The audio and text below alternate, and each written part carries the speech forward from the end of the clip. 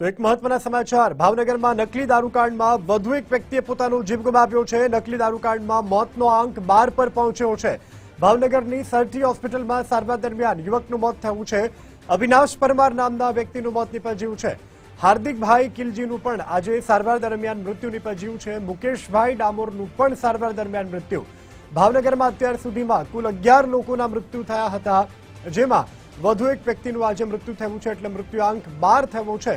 એક વ્યક્તિનું સુરત ખાતે પણ આજે મોત થયું છે। સુરતમાં નકલી દારૂ પીનાર સંજય ડોડિયાનું પણ મોત।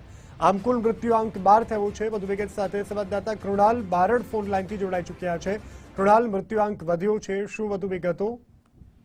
બિલકુલ, જો વાત કરીએ તો આજે એક જ દિવસમાં ભાવનગરમાં કહી શકાય કે આ લઠ્ઠાકાંડે 3 વ્યક્તિઓનો જે જીવ છે તે લીધો છે।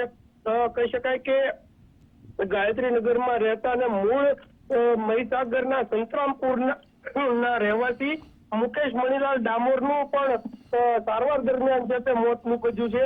આમ કુલ મળીને આંકડો જે છે મોતનો તે 12 પર પહોંચ્યો છે। બીજી તરફની જો વાત કરીએ તો જે પ્રમાણે વધુ જે 3 દર્દીઓ છે તે અત્યારે તેઓની પણ સ્થિતિ જે છે તે ગંભીર જણાઈ રહી છે। બીજી તરફની વાત કરીએ તો 16 જેટલા જે દર્દીઓ છે તે અત્યારે હાલ ભાવનગરની સિવિલ હોસ્પિટલમાં જે છે તે સારવાર લઈ રહ્યા છે। જી જી કૃણાલ, જાણકારી બદલ આભાર।